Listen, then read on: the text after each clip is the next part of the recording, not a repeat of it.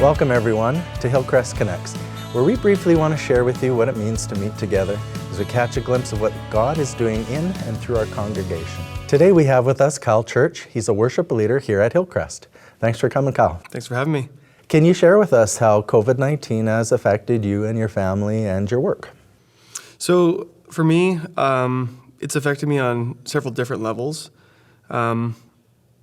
Firstly, I would just say I've been finishing my diploma in business administration at Mesnat College, and so semester was looking really great.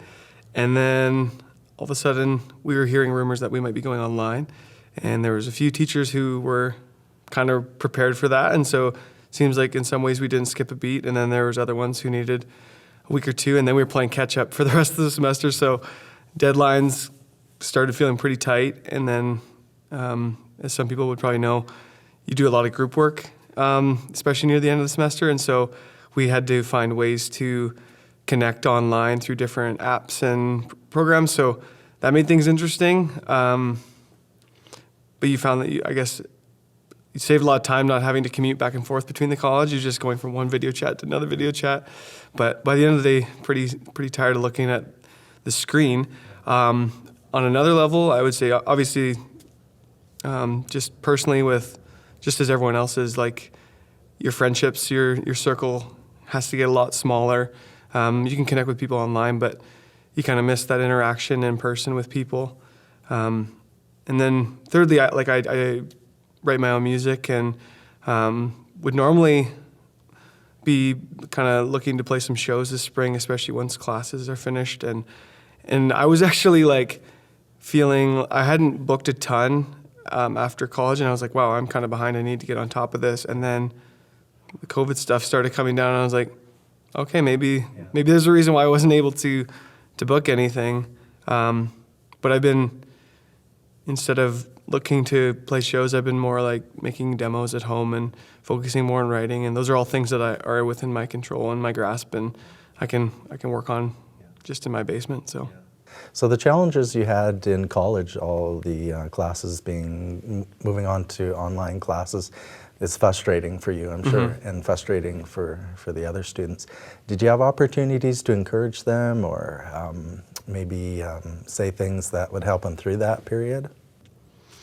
Yeah, I would say because we are so connected with media, sometimes people can get overwhelmed with things, and we can go worst case scenarios very fast. And so there was times where maybe I would interject and say something that's more positive, or, well, you've heard this report, but there's also this that's happening, or this could happen, or because sometimes we just hear the one side, I think, of things.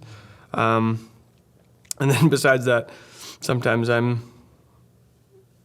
I would just say something funny within the group chats just to keep it light, because people are really heavy, and people that know me know I like to have a good laugh. So I would sometimes just do that kind of stuff in the group chats, but I think people kind of liked it because it just kind of broke them away from the really formal way that we were communicating.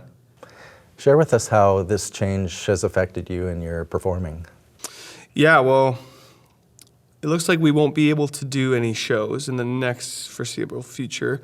I've seen musicians doing online concerts and things like that, and I might explore that, but at this point, I'm staying more busy with doing demos and stuff like that, and this is a time that I can choose to really focus on that versus online shows.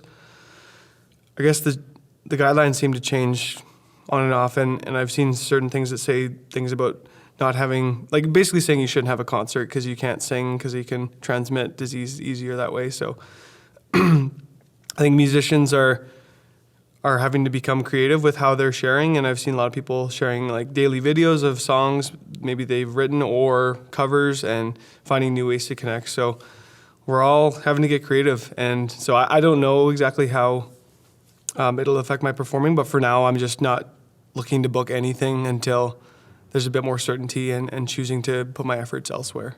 And so share with us a little bit about what it's like worship leading when there's nobody in front of you. Yeah, it's definitely different because anyone who's led worship would know, like, oftentimes maybe you might not be feeling a song as much, but you can see that God's moving in the congregation and people are really responding to it, or, it's just resonating with people. And so you might sing it a little longer, sing it a few more times. But when you're getting no feedback from anyone, it's really between you and the Lord and the worship team, and just going like, oh, are we feeling this? Or am I thinking we should do a little bit more? And for me, I kind of try to, because there's no one there, I try to imagine, like, because there are people who are in the congregation who I see every Sunday are watching the live stream. So what are some things that they might be going through? What's something that, whether it's something I pray or something I say or something I sing, what's something I can offer them, whether it's a scripture or something for them to cling to, something that's a promise from God that they can find in the midst of this storm. So it's been stretching, I would say, but it's really good. It's funny too, I guess. We're used to doing 3 services here every Sunday, and we just have the one shot, really, when we record it. And it's the first time I remember I was like a little shaky, because it's like you're recording, it's like you're live, so you don't want to screw up or anything. But I think it's making us all better, hopefully. Tell us how you prepare for Sunday mornings. What are you thinking about? What are you processing before you get into the live worship? I think just like anyone, this situation is so unique because we're all going through a similar thing. Like, I wouldn't say that we're all having the same experience. Some people definitely are taking it harder or are more vulnerable, and so I can't speak for their experience, but in some ways, in some respects, we're all in the same storm, I would say. We're not all in the same boat, but we're all in the same storm. And so the things that I feel are probably not all that different from what other people in the congregation are feeling. So if, based on whether it's from media or things like that, if I'm feeling afraid, or if I can notice that even our worship team, we are, you can tell people are a little shaken. I'm just looking for what God would want to say to me and to us in the midst of that. So I'm just trying to be sensitive to not just what people in the congregation might need, but also what would God say to me right now in this instance, because often I need it more than anyone else. And so I just try and be obedient with whatever I sense or from the Lord. And if it's something to sing or pray or just say in the middle of the live stream, I try and share that as best I can. So what is God saying to you right now, and what words can you give the congregation for encouragement? For me, I keep coming back to, we give God, there's all these names for God that we have in the Bible and things like that. And to me, the title sustainer of all things, and he's the one who holds all things together. That's who Christ is. And so in the midst of everything we go through, he's the one who holds all things together. That's a promise that we can cling to. And he is Emmanuel, God with us. And so I would just say to anyone who's watching, who feels like things are falling apart, that God is the one who holds all things together. He is the sustainer of all things. And no matter what we are going through, he will carry us through, and he will hold us together. So share with us a little bit about your family life and how we can pray for you. Yeah, so some people in the congregation would know my dad. He has been a pastor in Medicine Hat. He was a pastor for 10 years in Medicine Hat, and he's now a chaplain at a seniors care facility. And so there's added precautions for him. And my mom would normally also go with him to the home and play piano for the seniors, and she's not able to now. It's just him.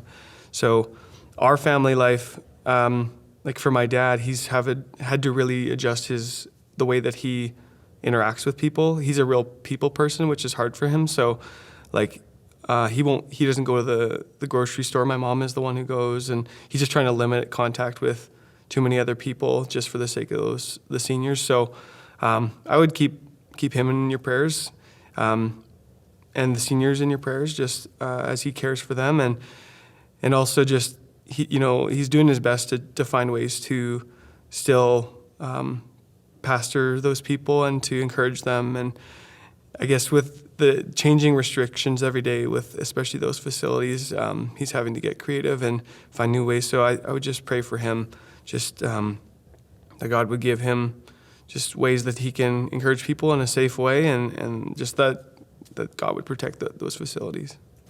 Thanks for coming in, Kyle. We appreciate your time. Yeah, thanks for having me. And thank you for joining with us today. To stay connected with us, sign up on Realm, follow us on our social media sites, or visit us at hillcrestchurch.net.